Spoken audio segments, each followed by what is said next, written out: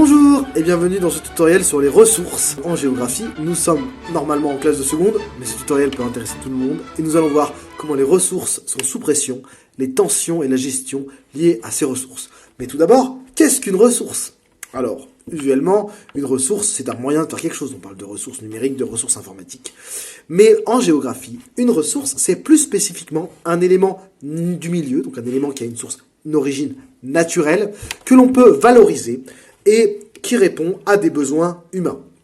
Donc ça va des ressources énergétiques, donc des minerais qu'on peut utiliser. Ces ressources énergétiques peuvent être fossiles, comme le charbon, le pétrole, les hydrocarbures, ou alors renouvelables, comme par exemple le vent, le cycle de l'eau ou le soleil, qui entraînent une exploitation renouvelable comme le solaire, l'éolien ou l'hydroélectricité. Mais ces ressources, c'est aussi des éléments du milieu beaucoup plus simples, comme par exemple l'eau. L'eau est une ressource, ou aussi bien que le milieu, au sens de la forêt, les espaces, la terre, tout simplement les espaces agricoles, ou le climat, sont même des ressources qui sont exploitables. Bref, c'est extrêmement large les ressources en géographie, puisque c'est tous les éléments du milieu que l'on peut valoriser pour les besoins de l'homme. Et on va observer ces ressources, et on va se demander le lien qu'il y a entre l'exploitation des ressources, leur valorisation et le niveau de développement. Alors tout d'abord, nous allons nous intéresser, dans un premier point, aux ressources énergétiques. Et nous allons voir que dans le cadre de l'exploitation et de la valorisation des ressources énergétiques, il y a un lien entre le niveau de consommation de ces ressources et le niveau de développement. Et donc, que plus un pays est développé, tout d'abord, dans ce point, plus il consomme d'énergie. Comme on le voit sur ces cartes, en effet, les pays développés, qui consomment de l'énergie en quantité beaucoup plus grande que les pays en développement, cela se mesure en TEP. Les TEP, c'est les tonnes équivalent pétrole. Et en effet, on voit que les pays qui consomment le plus par habitant en TEP, ce sont les pays du Nord. Donc, bien sûr, les pays d'Amérique du Nord, le Canada avec 7 TEP par an par personne étant le pays qui consomme le plus d'énergie au monde, mais également les pays de l'ancien bloc de l'Est, le Moyen-Orient, les pays du Moyen-Orient, donc les pays pétroliers du Moyen-Orient, et l'Australie. L'Europe, qui est une espèce développée, a une consommation d'énergie un peu moins élevée. Inversement, les pays qui consomment très peu d'énergie, de ressources énergétiques, ce sont les pays en développement, notamment les pays d'Afrique subsaharienne, qui consomment très peu d'énergie. De plus, comme on le voit sur ce graphique, il y a une dichotomie, donc un écart, entre les pays qui produisent des ressources énergétiques et les pays qui les consomment. Si on prend le charbon, un relatif équilibre, en effet, les États-Unis, la Russie, la Chine ou l'Inde, qui sont les principaux producteurs de charbon, sont aussi les principaux consommateurs. Il y a donc relativement peu en termes de circulation de ces énergies. Ensuite, en ce qui concerne les hydrocarbures, il y a par contre là des circulations massives. En effet, les zones productrices n'étant pas les zones consommatrices, comme on l'observe ici, les principaux producteurs de pétrole, à savoir la Russie, l'Arabie Saoudite, ne sont pas les principaux consommateurs, qui sont la Chine et le Japon, l'Europe et les États-Unis. Or, ces pays-là produisent relativement peu de pétrole ou de gaz, sauf les États-Unis, et donc il faut un système massif, comme on le voit sur ces cartes, d'exportation d'hydrocarbures qui se passe soit par gazoduc de la Russie vers l'Europe, Nord Stream, qui crée des tensions géopolitiques si jamais il est coupé, ou alors par méthanier pour le gaz ou pétrolier ou tankers pour le pétrole. Et ces circulations massives créent des détroits stratégiques comme Hormuz dans le golfe Persique ou alors Suez pour le pétrole. Et ces circulations sont source de tensions à l'échelle mondiale, comme on le voit aujourd'hui avec l'exemple de la crise ukrainienne qui crée des tensions sur le gaz russe. Enfin, il y a une capacité à exploiter ces ressources énergétiques qui est différente selon le niveau de développement. En effet, les ressources énergétiques et leur exploitation réclament un niveau technologique différent et de l'acquisition de technologie. Si l'on prend tout simplement la ressource de base en termes énergétiques, c'est la biomasse, donc le brûler du bois.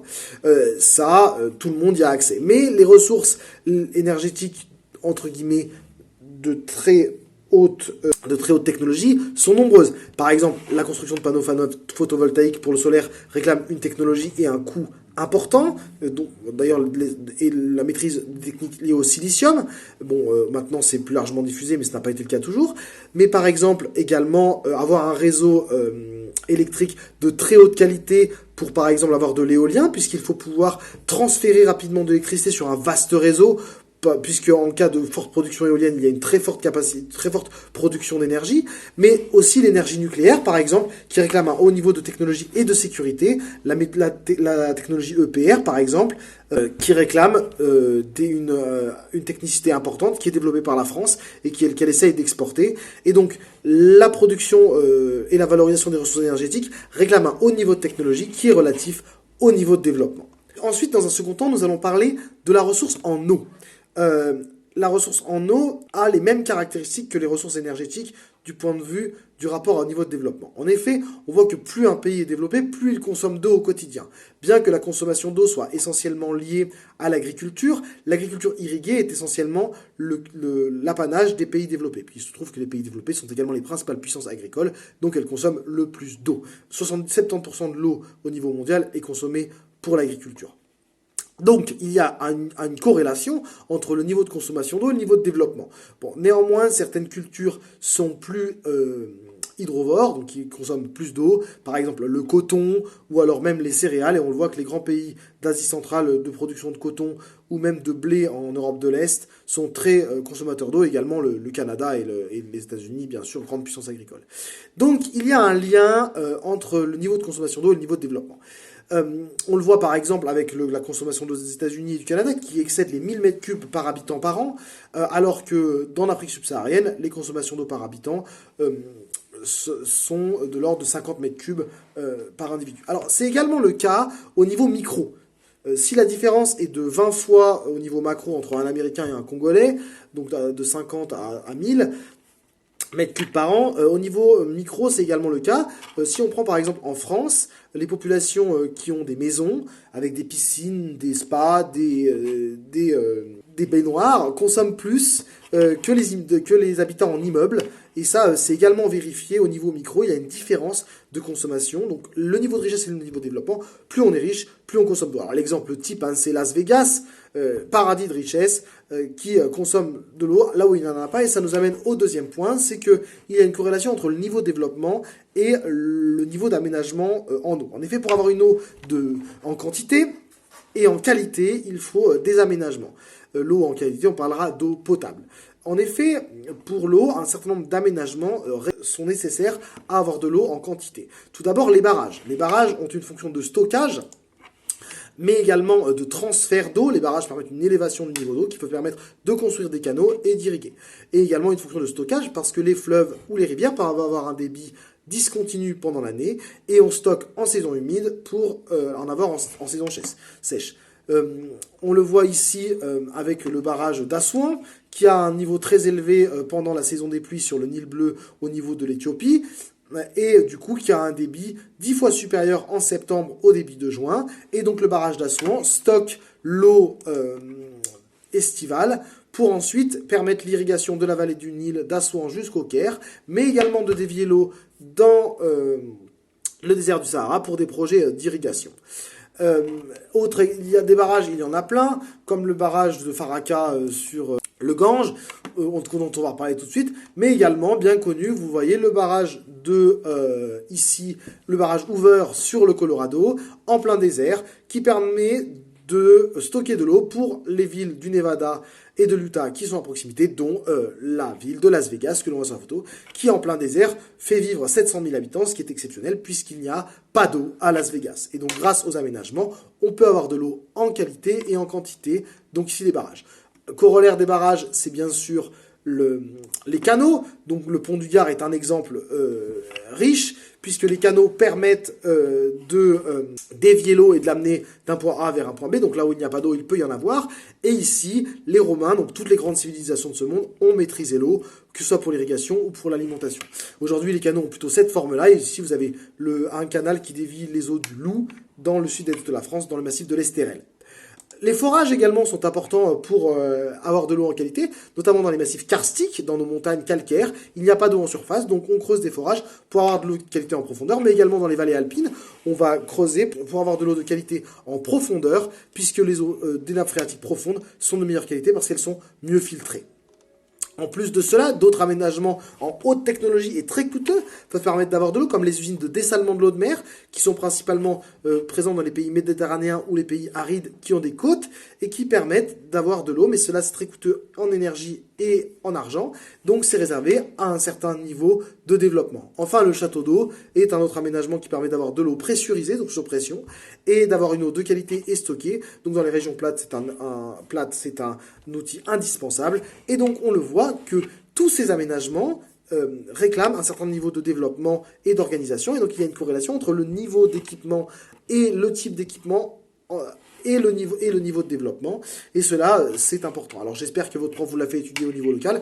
Moi, mes élèves, je l'ai fait étudier au niveau d'Annemasse, et j'ai fait étudier les équipements en termes d'aménagement de l'eau sur Annemasse. Seulement, ces équipements créent des tensions. Ces aménagements, que ce soit pour les ressources énergétiques ou pour les ressources en eau, créent des tensions, mais c'est surtout l'exploitation de ces ressources qui crée des tensions environnementales. Et dans le dernier point du cours, nous allons voir les tensions qui sont créées par l'exploitation et les aménagements liés à ces ressources. Alors, premier type de tension, c'est qu'il y a une tension pour l'appropriation de cette ressource et pour l'exploitation de cette ressource. Dans les tensions liées à l'appropriation et à l'exploitation, la première des tensions est le conflit d'usage. C'est-à-dire que pour une même ressource, il peut y avoir deux États ou deux groupes sociaux qui vont vouloir s'approprier la ressource, et cela à de multiples échelles. Par exemple, à l'échelle géopolitique, entre les États, il y a des conflits frontaliers qui sont liés à les ressources. C'est l'exemple des débats autour des zones économiques exclusives en mer, où deux États, par exemple la Turquie et la Grèce, vont réclamer une même zone maritime parce qu'elle a des ressources en hydrocarbures, par exemple. C'est le cas, comme vous le voyez sur la carte, autour de l'îlot de Castellorizzo. Mais également, pour la ressource en eau, sur un même fleuve, entre deux États, il peut y avoir en amont un État qui bloque l'eau, ou alors qui la dévie. Par exemple, sur le Gange, l'Inde avec le barrage de Farakka ou le Farrakas Dam, dévie l'eau vers l'État du Bengale au sud et prive le Bangladesh d'une partie de l'eau du Gange. Cette situation sur les barrages est dans de nombreux cas trouvée. Par exemple, l'Euphrate fait l'objet d'un conflit entre la Turquie et les pays en aval, à savoir la Syrie et l'Irak, ou alors, de même, pour le Nil, l'Éthiopie crée des barrages sur le Nil bleu pour lequel le Soudan et l'Égypte sont en désaccord. Donc ce conflit d'usage peut également avoir lieu à l'échelle micro, donc ça veut dire à l'échelle locale, et c'est l'exemple qu'on peut voir. Donc par exemple, dans la forêt amazonienne, l'exploitation des ressources en bois pour créer de l'agriculture et faire du soja, et donc la valorisation du milieu pour des besoins économiques de l'État brésilien et des populations brésiliennes qui viennent coloniser l'Amazonie, mais également la création de barrages hydroélectriques pour l'alimentation générale du Brésil qui participent à cette déforestation, vont contre l'usage par les populations locales, comme par exemple les Indiens du Quilombas, qui réclament le maintien de la forêt amazonienne, et le célèbre chef Raoni qui est défendu par les pays occidentaux. Donc là, il y a trois acteurs qui interviennent, certaines ONG occidentales et pays occidentaux qui défendent la non-déforestation et l'usage des ressources au niveau local, à savoir l'État brésilien et les agriculteurs brésiliens qui défendent l'exploitation au niveau local. Donc le conflit d'usage est le premier élément. Ensuite, pour l'appropriation, il y a un autre conflit, c'est le fait qu'il y ait une interdépendance pour les ressources. Et donc que quand les producteurs ne sont pas les mêmes que les consommateurs, l'interdépendance va créer des tensions et des relations de dépendance, surtout si ces ressources sont vitales. On voit bien actuellement que l'Allemagne, qui importe 40% de son gaz de la Russie et 52% de son gaz de la Russie et 40% de son pétrole, est coincée par le fait de rentrer en conflit avec la Russie, et donc cela crée des tensions avec aussi les autres pays de l'Union européenne qui souhaiteraient peut-être mettre un embargo, ça veut dire un blocage des importations russes, parce que l'Allemagne est dépendante de ces hydrocarbures russes. De plus, sur les points stratégiques par lesquels passent ces exportations d'hydrocarbures et donc de ressources, que sont par exemple Suez, Malacca, Hormuz, bref les grands détroits et les grands canaux mondiaux, il y a de la piraterie, il y a des zones de tension qui obligent les armées et les marines à être présentes, ça vous le verrez en terminale dans le chapitre sur la maritimisation, et cela crée des points de tension qui en fin de compte sont liés à ces ressources et à leur circulation du fait de l'accroissement du besoin en ressources énergétiques et de la mondialisation qui les permet. Ensuite, un deuxième type de tension qui se crée par l'exploitation et l'appropriation des ressources, c'est les tensions environnementales et l'enjeu de la durabilité. Donc déjà, la surexploitation des ressources peut créer des tensions, donc les ressources fossiles tout simplement, avec leur disparition, donc le pétrole est limité et le gaz aussi, bon, bien qu'avec des nouveaux types de pétrole qu'on appelle les pétroles non conventionnels ou pétrole de schiste, les ressources soient considérablement allongées en temps, en fait on a plus de 100 ans de ressources en pétrole, mais du coup il y a des politiques de lutte contre le gaspillage qui sont mises en place, par exemple limiter améliorer l'isolation, subventionner l'isolation pour limiter les consommations en gaz, ou alors limiter la pollution lumineuse la nuit. Et donc la surexploitation des ressources peut entraîner des problèmes, mais également des problèmes de pollution locale. Par exemple, si on prend l'exploitation de l'or, qui est même illégale, ça entraîne des pollutions au mercure, parce que l'orpaillage est fait de manière illégale et de manière non contrôlée, et l'exploitation des ressources peut entraîner leur épuisement, mais aussi des pollutions. Enfin, l'exploitation des ressources transforme les paysages, que ce soit les éoliennes, les puits de pétrole, et modifie les écosystèmes, comme par exemple les grands barrages, et cela crée des tensions environnementales. Donc même les ressources environnementales, même les ressources renouvelables, créent des tensions environnementales. Alors là, c'est le bon exemple des barrages qui créent des conflits d'usage. Donc par exemple, la retenue collinaire de Sivins, dans le sud-est de la France, sur le Tescou, un affluent du Tarn, a été défendue par les agriculteurs locaux qui souhaitaient profiter des épisodes Cévenol et des gros orages pour stocker dans la réserve de l'eau et du coup irriguer annuellement leurs arbres fruitiers en aval. Seulement les écologistes ont argué